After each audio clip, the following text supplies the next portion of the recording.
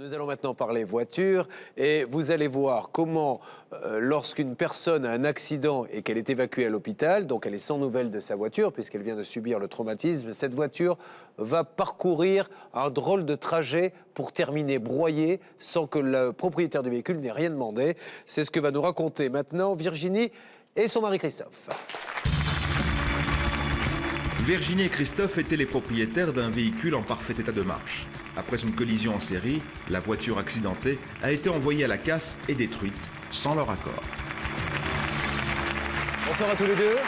Merci d'être là sur le plateau de Sans aucun doute pour cette histoire de voiture complètement rocambolesque, mais nous pouvons tous nous retrouver dans la même situation que vous. En deux mots, vous roulez madame avec votre belle-mère, vous avez un accident assez important puisque votre belle-mère va être évacuée tout de suite à l'hôpital, vous allez être vous-même choqué, amené à l'hôpital par la suite et vous laissez la voiture là, comme ça se passe quand il y a des accidents très graves. Alors, on ne va pas tout raconter puisque nous allons voir maintenant le reportage, mais la vérité, c'est qu'au bout du compte, vous vous apercevez que, on ne sait par quel miracle, cette voiture a été broyée. Regardons l'enquête maintenant de Laura Chemouni, mais aujourd'hui, vous n'avez plus de voiture. Enfin, il a fallu se poser en racheter une autre. Oui. Et vous n'avez aucune explication. Non. Mais non, personne ne sait rien. Bon, alors essayons de comprendre ce qui s'est passé. Le reportage est signé Laura Chemouni pour Sans aucun doute. Donc voilà, aujourd'hui j'ai les clés, j'ai la carte grise, ça fait 3 ans, mais je n'ai plus la voiture, qui elle a disparu. Je suis quand même la responsable de ce véhicule. J'ai payé ce véhicule, bordel. De quel droit vous êtes permis de le broyer, merde? Il y a tout juste 4 mois, Christophe et Virginie se marient. Jeunes, pleins de projets et encore sur leur petit nuage, tout semble leur sourire. Enfin presque.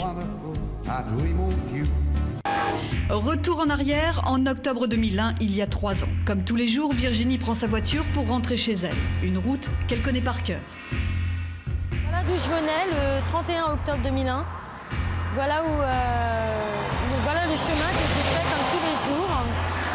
Et ce jour-là, ça s'est pas passé comme d'habitude, malheureusement.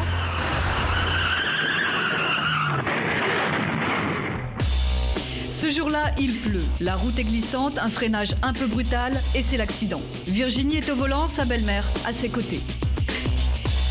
On était 3 voitures sur le pont. La voiture de devant a freiné, j'ai freiné moi-même. La voiture de derrière n'a pas eu le temps et m'a encastré dans celle de devant. Les pompiers sont arrivés, ils ont transporté ma belle-mère. La belle-mère de Virginie est transportée en réanimation à l'hôpital. Virginie est indemne, mais choquée. Elle quitte les lieux de l'accident sans faire de constat, trop pressée de rejoindre sa belle-mère. Pendant ce temps, la police prend en charge son véhicule et le fait remorquer dans un garage agréé. C'est l'avant-dernière fois que j'ai vu mon véhicule. Depuis, je sais toujours pas où il est, où il se trouve. L'expert nommé par le courtier en assurance évalue le montant des réparations à 11 000 €, alors que la voiture est cotée près de 1 800 €. Elle est donc jugée économiquement irréparable. Virginie est assurée, elle devrait être indemnisée, mais voici ce que lui répond invariablement le courtier depuis l'accident. Et nous, ce qu'on attend toujours, c'est le PV pour déterminer que vous n'étiez pas en tort pour pouvoir vous payer. Ils n'ont plus rien au commissariat. Ils n'ont plus rien. Et nous voici là au cœur du problème. D'après l'assurance, il n'y a plus aucune trace de ce procès verbal. Comme par hasard, il aurait disparu mystérieusement à 2 endroits simultanément, au parquet et au commissariat. Et sans procès verbal, pas de remboursement. Nous nous rendons en caméra cachée au commissariat à la recherche du PV disparu. Il disparaît à 2 endroits en même temps? Ouais, aussi bien au parquet que ici au commissariat. C'est impossible ça. C'est impossible. Parce que l'assurance, elle ne veut pas payer apparemment. Parce que c'est des conneries ça. Vous avez un organisme sans. Ouais, Tous les accidents de France et de Navarre. même si c'était en 2001. Ça ne Même va si en 2001, disparaître. non, c'est archivé pour 20 ans. Alors, quel serait son intérêt à elle de nous mentir là-dessus? Parce qu'ils sont emmerdés, apparemment ils ont personne derrière pour rembourser la voiture. La police ne croit pas à cette disparition de PV puisque tout est informatisé et archivé. Aujourd'hui, Christophe et Virginie n'ont plus confiance en personne. La procédure de remboursement est bloquée et ce n'est pas leur seul problème. En effet, personne ne sait ce qu'est devenu le véhicule depuis l'accident. Accompagnée de Christophe et Virginie, notre équipe va tenter de retrouver la trace de cette voiture fantôme. La chose aujourd'hui dont je suis sûre et certaine, c'est que le 31 octobre 2001, mon véhicule a été remorqué par un garage. Première étape, le garage en question. Il se trouve en région parisienne, à quelques kilomètres à peine du lieu de l'accident. Voilà, donc le dossier, je me souviens bien. La voiture, elle est partie avec un épaviste. Et c'était votre assurance, madame, qui l'a fait enlever. La seule personne qui a pu lui donner cet ordre-là, c'est l'assurance. Bien sûr. Quand eux prennent l'initiative de l'envoyer à l'épaviste, c'est quand même avec l'accord du propriétaire. En général, oui, puisqu'ils vous demandent un certificat de cession et en général, ils vous demandent de barrer la carte grise. Le problème, c'est que là, aucun document n'a été signé et surtout qu'on a encore la carte grise en main. C'est ça qui paraît aberrant. Bizarre. Pas d'autorisation des propriétaires, pas de certificat de cession, seule certitude, la voiture de Virginie a été déplacée chez un épaviste. Un ordre qui, d'après le garage, aurait été donné par l'assurance. Rien n'a été fait dans les règles, pour preuve la carte grise de la voiture disparue. 3 ans après l'accident, Virginie l'a encore entre ses mains, ainsi que ses clés. De toute façon, il n'y a pas 36 solutions. Soit mon véhicule a été dépouillé et revendu pour pièces, soit elle est réparée et elle roule toujours avec une autre plaque, ou alors ils me l'ont broyée et ils nous ont rien dit. Qu'est devenue cette voiture et où se trouve-t-elle aujourd'hui?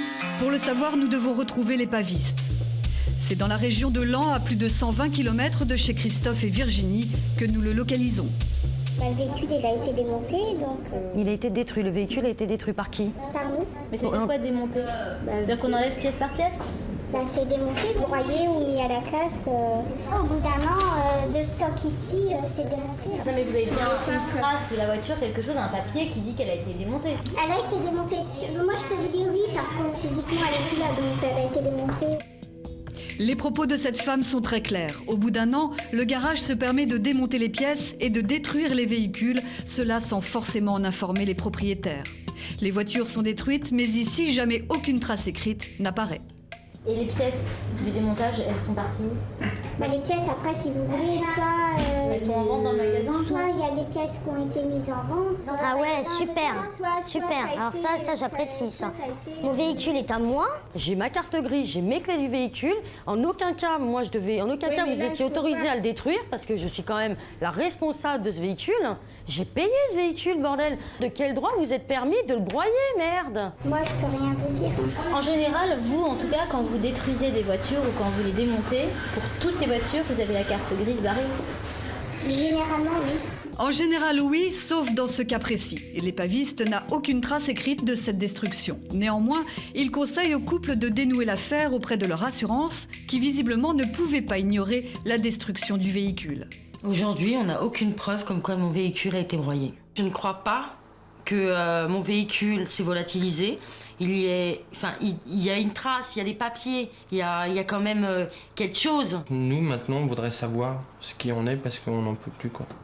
C'est pas normal. Là, on en a marre, quoi.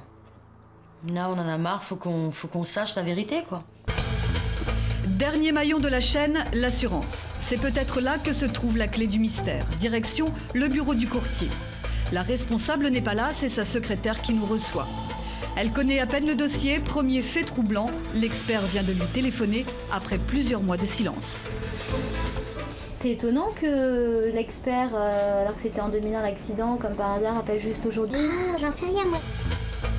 Première question, quelqu'un a-t-il donné son accord pour la destruction du véhicule? Est-ce que vous avez comme document un papier du garage qui vous dit qu'ils vont détruire ou démonter le véhicule? Non, c'est pas nous qui donnons accord pour détruire le véhicule. C'est la cliente qui dit moi je laisse mon véhicule en épave, elle signe et c'est tout. D'accord, mais si elle ne signe pas? Ah bah si elle signe pas, son véhicule est toujours à elle. Hein. Virginie, elle, n'a jamais rien signé. Pendant qu'elle parle, notre interlocutrice feuillette le dossier. Tout à coup, un document attire notre attention. Et ça, ce document, c'est quoi? C'est quoi? C'est un courrier. Oui, qui dit quoi? La compagnie m'informe que la procédure épave n'est pas applicable. Ça veut dire quoi exactement? Que mon véhicule c'était pas une épave. Voilà. Cette femme, sans le savoir, vient de nous révéler une information capitale. Un document attesterait que la voiture n'était pas considérée comme épave. Dans un instant, la suite de notre enquête. La situation de Virginie et Christophe va-t-elle évoluer dans le bon sens? Sur le plateau de Sans aucun doute, Julien Courbet et son équipe vont parvenir à entrer en contact avec la compagnie d'assurance. L'échange s'annonce difficile. Pourquoi une assurance décide-t-elle de prendre une voiture dans un garage et de l'envoyer chez un épaviste si elle n'est au courant de rien, si personne ne s'est plaint, s'il n'y a pas de voiture, s'il n'y a rien? Pourquoi l'avez-vous fait? C'est-à-dire que demain, je vais vous appeler, je vais vous dire bonjour, c'est Julien Courbet, ma voiture au garage, envoyez-la à l'épave. Virginie et Christophe vont-ils trouver une solution à leur problème? La réponse, dans un instant.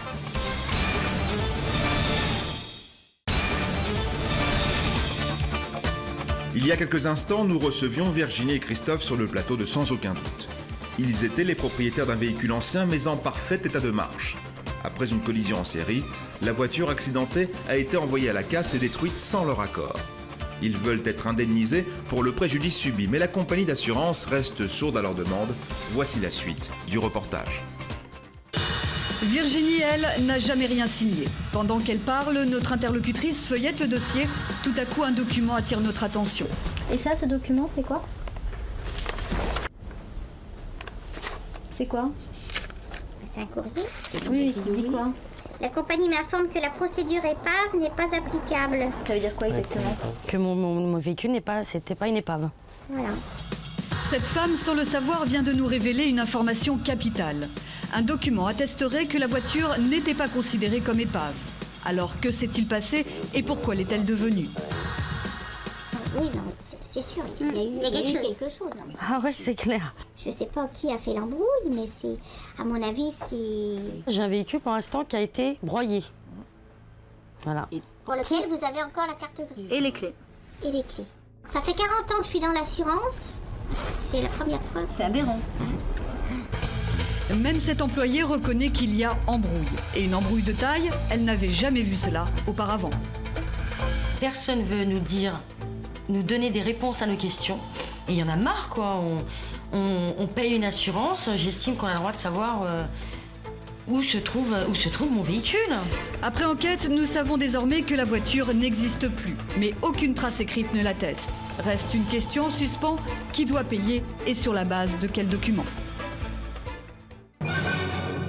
L'enquête est menée par Laura Chemouni. Qu'attendez-vous aujourd'hui, madame, de l'émission Sans aucun doute? Ce qu'on attend aujourd'hui de l'émission, c'est que qu'on nous rembourse ce qu'on nous doit et que En fait, qui réparent leurs erreurs, enfin qui nous... On comprend plus. Est-ce que vous avez l'impression qu'il y a des choses qui pourraient être louches dans ce dossier? Oui, beaucoup. Oui, parce qu'ils se contredisent tous, en fait. Quand on a fait le reportage, ils se contredisaient tous. Maître de Caumont, est-ce que le casseur, l'épaviste, peut démonter une voiture sans avoir la carte grise dans sa possession? En aucun cas, il ne peut agir tant que l'assurance ne lui a pas dit officiellement « Je suis le propriétaire de ce véhicule car mon assuré me l'a cédé et je vous donne autorisation de la détruire, de récupérer les pièces, de faire ce que vous voulez dans la mesure où vous me l'avez racheté à moi, assureur. » Aujourd'hui, vous êtes un petit peu dégoûté par cette situation, madame? Ah oui, totalement. Alors, qu'est-ce que vous réclamez exactement en prix? Monsieur, visiblement, c'est vous qui êtes détaché pour répondre à cette question, car madame vous lance un regard de SOS. En fait, nous, on voudrait qu'on nous rembourse le prix de la cote de l'année 2001 de la voiture, le remorquage qu'il a fallu qu'on paye juste pour voir notre véhicule dans la casse, Les réparations qu'on a et fait. les réparations de pratiquement 10 000 francs qu'on a fait par rapport à un premier choc qu'on avait eu. D'accord, ça me paraît logique. Ça me paraît un minimum, parce qu'en plus, il y a eu des tas de désagréments, des tas de soucis qui peuvent parfaitement être réclamés à une assurance qui, en l'espèce, a eu un comportement totalement illégal. Je propose sans plus tarder que nous commencions par appeler l'épaviste pour lui demander, qui lui a donné l'ordre, nous le confirmer, de démonter cette voiture, et comment peut-il démonter une voiture sans carte grise? 3, que sont devenues les pièces détachées qu'il a récupérées? 4, ont-elles été vendues? Etc. La régie fait maintenant le numéro. Au téléphone, une employée de l'épaviste qui se souvient parfaitement du véhicule de Virginie et Christophe. Cette voiture a atterri chez vous. Cette voiture a disparu, donc on ne sait pas si elle a été démontée ou ce qui s'est passé. Mais eux sont toujours en possession de la carte grise et n'ont été informés de rien. Alors, ce qui est arrivé, c'est que nous, on enlève énormément de véhicules accidentés.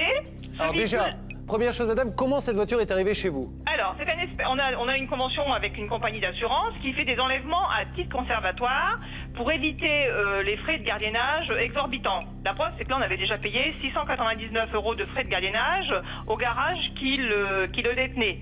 Donc c'est pour ça que les compagnies font enlever leur véhicule à titre conservatoire. D'accord. Hein? Donc on en enlève énormément. Donc c'est en fait l'assurance qui vous a demandé d'aller récupérer cette voiture au garage? Oui, par le biais d'un expert. D'accord. Donc nous, on a enlevé le véhicule. On a enlevé ce véhicule-là en novembre 2001. Oui. On enlève énormément de véhicules. Oui. C'est un véhicule, bon, en 93, c'est pas avec 323 000 km, donc c'est un véhicule qui, pour nous, qui n'a pas une grosse valeur, je veux dire. Donc, il y a eu une erreur. Le véhicule, comme c'était un véhicule, justement, je vous dis, ancien et avec pas beaucoup de valeur, il est passé à la destruction. On l'a passé à la pièce. D'accord. Hein, il a été démonté et le reste du véhicule est passé à la ferraille. Qu'est-ce qu'on fait maintenant pour ce couple qui n'a pas de voiture? Ah nous, on est prêt à assumer. Moi, elle voulait retourner voir son agent d'assurance. Moi, j'ai vu avec la personne avec qui je traite les dossiers. Donc là, on est prêt à assumer. Nous, bon, bien sûr, à condition que c'est un véhicule. Nous, l'Espère avait chiffré la valeur, à dire d'Espère, avant sinistre, à 1 768 €. Les réparations étaient chiffrées à 11 100 €. Nous, on est prêt à assumer, mais pas plus loin que les 1 768, bien sûr. Hein. D'accord. Alors, je vous passe madame et monsieur qui sont à mes côtés, Van Cotteren. Qu'est-ce que vous en pensez, monsieur? Moi, je pense que c'est pas normal, puisque en fait, les kilomètres qu'elle avait la voiture, bon, certes, elle avait 323 000 km ou je sais plus combien, mais le problème, c'est que on a fait un échange standard. Le moteur a été changé à 120 000 km. Avec une facture à l'appui? Avec une facture à l'appui. Tout a été refait par l'ancien propriétaire. Alors, maître de Comont, cette proposition? Cette proposition me semble insuffisante parce que, à l'évidence, l'expert a évalué ce véhicule sans être au courant, puisqu'il vous a jamais rencontré, des travaux qui avaient été faits sur ce véhicule et qui lui donnaient une plus-value.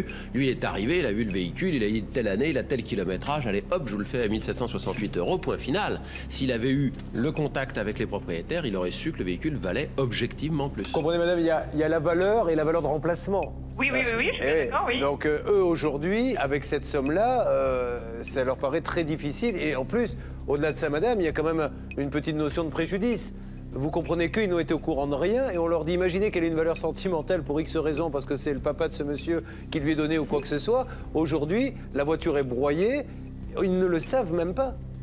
Est-ce qu'elle était... Non, mais là je suis d'accord. Est-ce qu'elle était... Et on assume bien le fait qu'il y a eu une erreur chez nous. Ça, il n'y a pas de problème. Par contre, ils estiment leur préjudice à combien? Avec l'échange standard du moteur et des différents travaux qui venaient d'être faits sur le véhicule juste avant l'accident, Virginie et Christophe estiment le préjudice total à 5 000 €.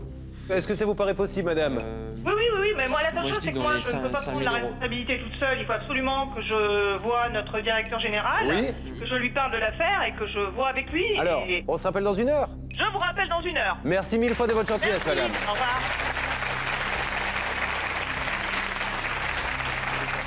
Cette dame va donc en parler à son directeur. Visiblement, nous sommes quand même maître de Comont sur un terrain très favorable et d'ouverture. Ces gens-là reconnaissent, et encore une fois, et je le répète, à chaque émission, l'erreur est humaine, tout le monde en fait, nous en faisons. Ce qu'il faut, c'est savoir réparer, et il me semble que cette dame est dans un bon état d'esprit. Ça ne nous empêche pas, maître de Comont, de téléphoner maintenant à l'assureur pour lui demander quelques explications, parce que n'oublions pas qu'il a quand même une petite responsabilité. Il est responsable de son expert qu'il a mandaté pour aller estimer la valeur du véhicule d'une part sans rencontrer les propriétaires et d'autre part le montant des travaux qui paraît énorme compte tenu de l'accident dont madame se rappelait très bien et des dégâts qu'il y avait d'apparents sur le véhicule.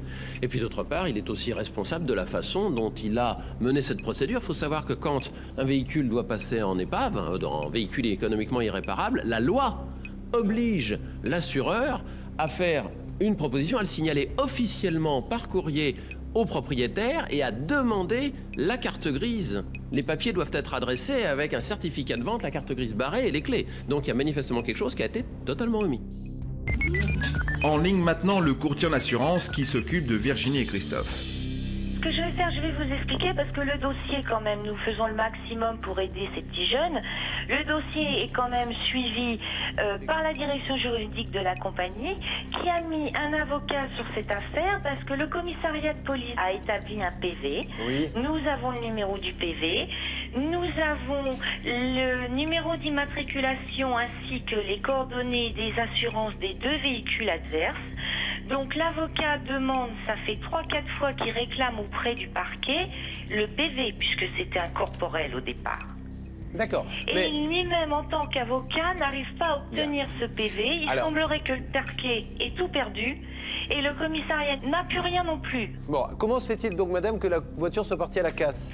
Parce que nos clients ont reçu une lettre de l'épaviste qui leur proposait de racheter l'épave. D'accord. Puisqu'elle était accidentée.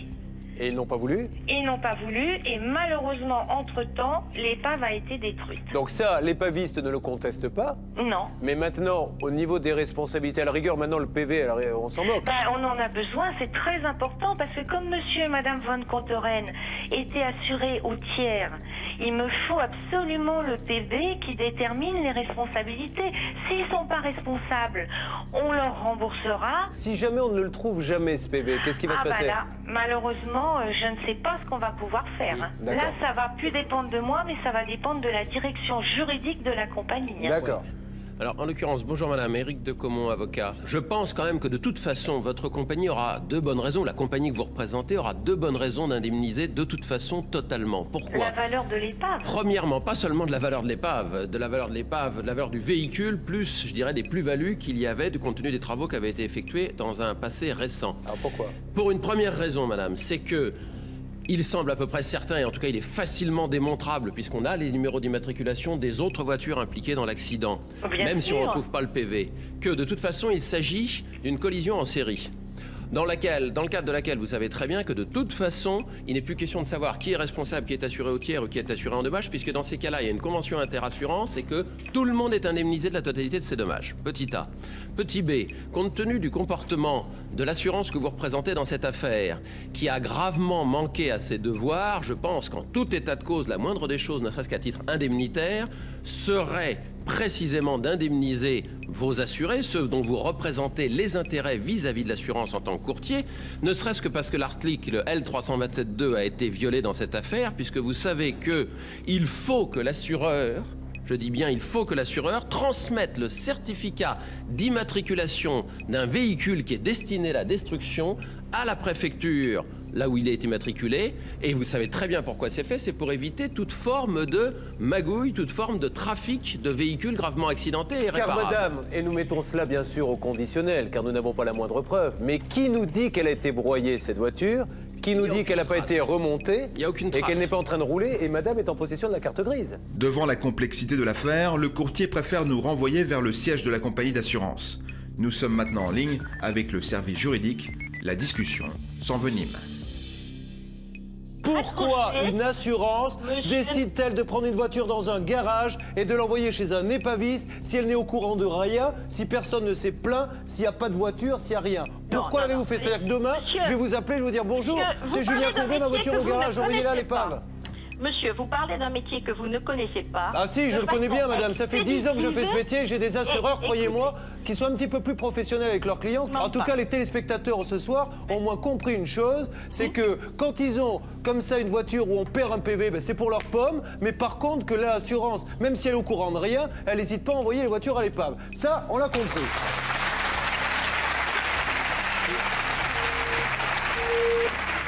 Voilà, madame a raccroché.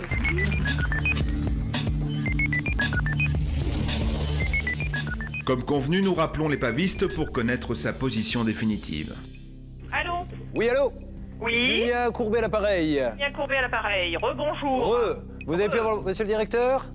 J'ai vu ma direction, il n'y a pas de problème. C'est-à-dire? Donc, ils sont d'accord pour que je fasse le chèque au client, donc 5 000 €. Est-ce que ça vous semble raisonnable ou pas? Ça nous semble tout à fait raisonnable. Donc un chèque de 5 000 €, merci madame.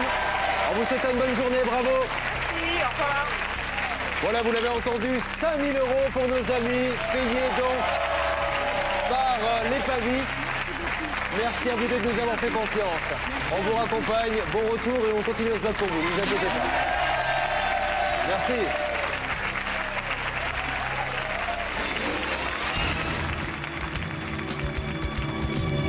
On a été vraiment très bien accueillis, très bien encadrés.